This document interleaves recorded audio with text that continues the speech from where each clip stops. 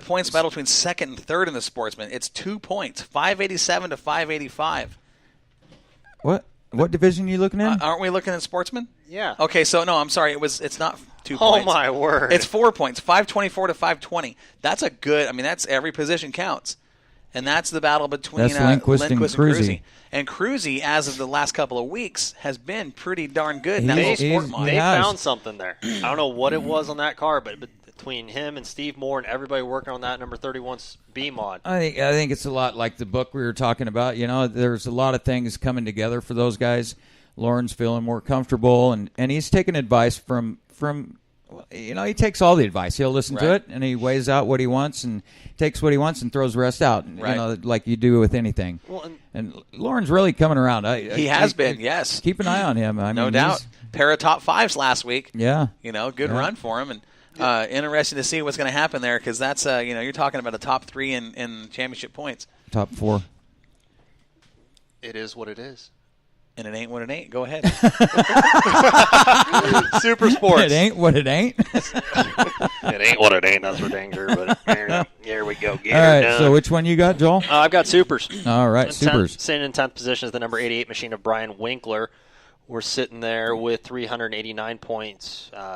Looks like that's 10th. He's only made. He's been what? How many races? Not a 2, lot. 4, 6, 8, 9. He has 9 of 13. So we missed a couple in there. 9th, recovering from that really nasty pile-up we had in Turn 1 earlier in the year. The 75X machine of Darrell Blanchard with 401. 8th, Jordan Wright in his own car with 406. So you got a 5-point gap between 8th and 9th. Clay Devin, who has finally gotten that Rayburn figured out this season. We're back to seeing the Clay Devin we're used to seeing race. And that's good because his spirit needed it. And I saw him after the race. After that race, I was out in the pits for a minute, and he just gave me a man hug like you wouldn't believe. It was great to see him lifted up like that. That's the thing. If he had to feel like the weight was lifted, the world was off his shoulders. That guy couldn't have bought luck if it was on a shelf in a store. I mean, everything that could have went wrong. It's not from a lack of trying. No, absolutely not. That team works their tail off to get that car prepped every week, and it was bad luck. Period. It was like some of the worst luck I've seen a race driver have in as long as I can remember. Yeah. And to see him go out and earn. It's about like him and it's about the same as Joey Tanner in the pill draw. Yes. Yeah, right. Yeah. No kidding. Yeah. But to see that Clay Devin earned that win, he had a great race going, and he drove to the front and had to get there. And when he got there, he made a statement. The 84 is back, and I'm telling you what, you guys, on the high side of the racetrack, that little Rayburn looked pretty darn good. It looked really good. It did. Yes. So a great run for him. Then we jump up to 6th position with Chris Mott with 506. 5 is the 55 of Dave Miller, 525 points. Sitting 4th, the OG machine, Doug Elkins, with 552 points. Then we get into that tight battle that Corey was talking about earlier when he got his little phone confused, and that's what happens when you mix Corey and technology. See, it's never a good thing. Well, I don't know why you're still looking at your phone, bud. I'm trying to follow you. 2nd and 3rd is separated by 2 points. BJ Donofrio sits in 3rd with 585, 2 points ahead of him with 587 points is the defending track champion Randy Barley, the 13B machine. And all by himself, the first place car with a streak of 8 feature wins this year with 643 points, the Dan Dybel crew. Yeah, but here's the thing. That car actually has 9 wins. We're not seeing it here on the sheet for some reason. He's got 9 wins with 3 different drivers in that 74 car. It's amazing. That thing, I don't know. Cottage Grove. No, he's got 9 wins at Willamette. He's got 9 wins at Willamette. He was looking for his 10th win in a row when I don't know why it's not showing here, but I'm 99.99% sure that it's 9 straight feature wins he had. That's a lot of 9s. Yeah, it is. He was looking for the 10th win in a row when he actually finished, I think it was 4th that night when the streak got broke. But we have seen that car, and it doesn't matter. I mean, granted, it's had 3 good drivers in it with Dan Dybel, Brian Smith, and Jordan Wright. But if you didn't know better, without looking at the helmet, you wouldn't know there was a different driver in that car. That car looks the same all the time. 3 drivers. I thought we'd have more than that because wasn't Willie Make It in it? And what's that other guy? Tim Tipton from. We had Oliver Closeoff, right? Yeah, was in that car. We did have all of our clothes off in it. Yeah. So there's been a lot of drivers, very talented. Yes. Yeah, unbelievable. Unbelievable. Yeah, that car, it doesn't matter who's in it. And that's, I mean, like I said, 3 really good drivers, but that car is one thing. You can watch that 74 car, and it doesn't matter what's going on. It is constantly going forward. And I don't mean through traffic. I mean, you watch that car go into the corner, put the power on the ground, and it is going forward the whole time it's doing it. That thing is dialed. You know who gets credit for that? Norm Davis. Exactly. Norm Davis is a master. I don't know if there's anybody in the country that's any better on those Swartz cars than Norm. And I think he's pulling, out of his old bag of tricks with when he ran boards back in the day with Russ and everyone else. Oh, sure. I mean, Sure. To have when you start talking, putting a Schwartz with boards on it, I mean, about the only thing that could possibly beat it back in the day was a Rayburn with boards. That was about it. Now Norm's found something else in his toolbox.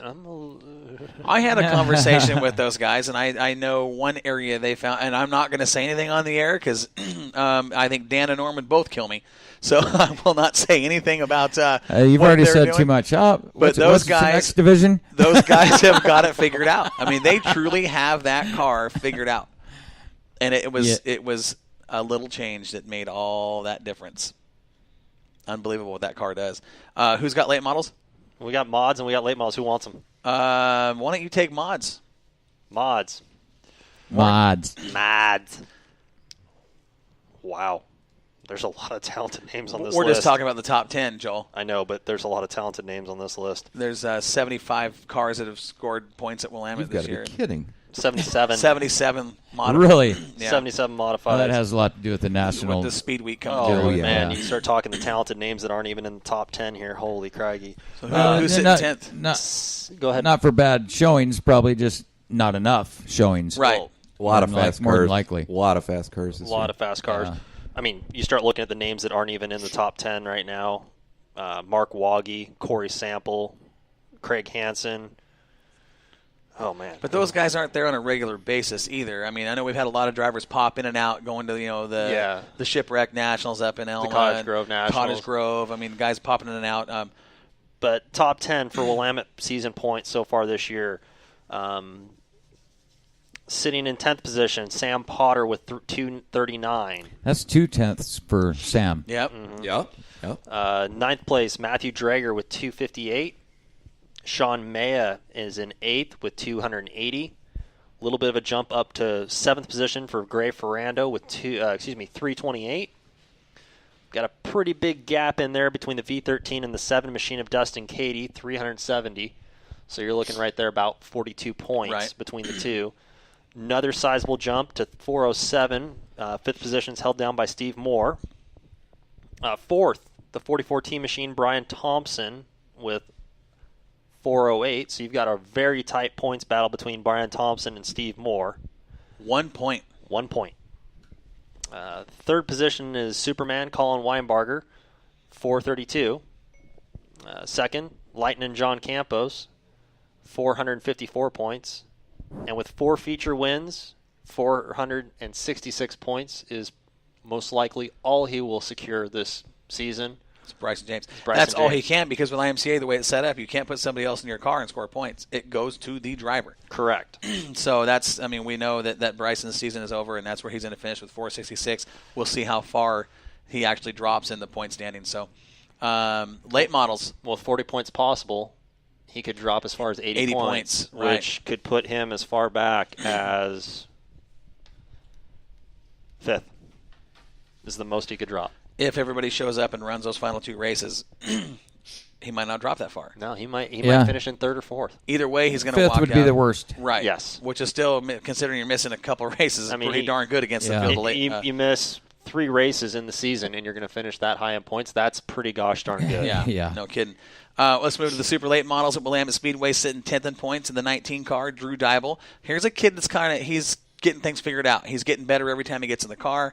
A lot of information coming out of the mind of Norm Davis on that not home market number 19, and we'll see Drew consistent up in the top. I think top 5-6 cars. I think so. Yeah, he's really coming around. He started out pretty good. He's a good driver. He is. He's a young guy that's really starting to establish himself, and you can see the confidence every week getting in him. Yeah, and you see him refining the skills because he ran supers last year for a little bit.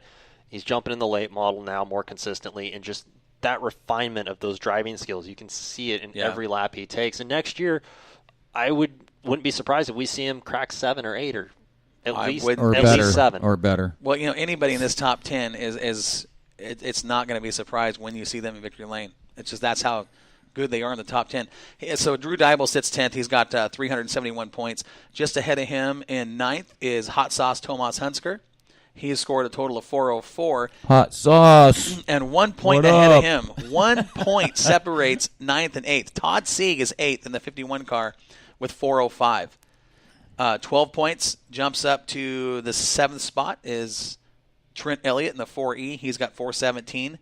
And then it's 4 markers up to Randy Boyd in the 94 with 421.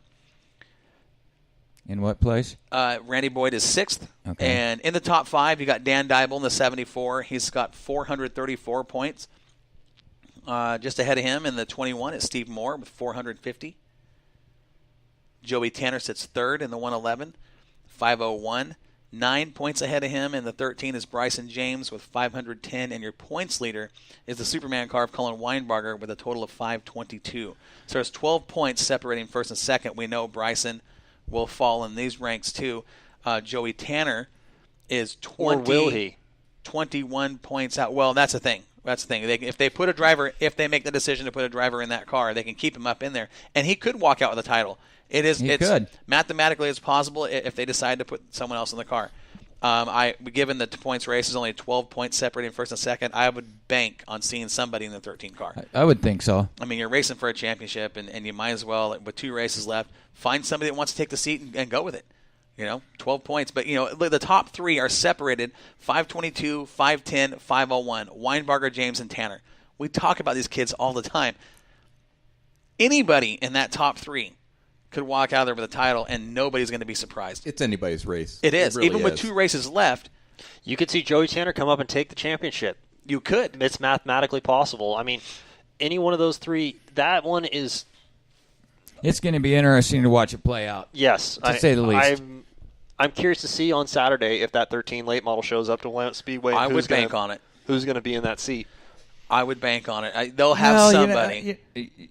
Well, I don't know. I haven't talked to anybody, but you never know. Maybe he's just going to roll with the lumps, Who knows? They could. It's going to be interesting. That's we'll be watching that very exciting. Close. We'll watch that situation very close. So, all in all, we've still got some championships that aren't settled. Yeah. We know one. We can almost bank on Slover winning the Super Sport title. Right. Tracy Muse and the Hornets. And Tracy Muse and the Hornets. Those 2 guys, I think we can go ahead and give those guys, unless they don't show up or they score nothing. Well, Tracy Muse, he could miss half of next season. I mean, his it's almost 300 points. I mean, That's it's clinched. huge. Yeah.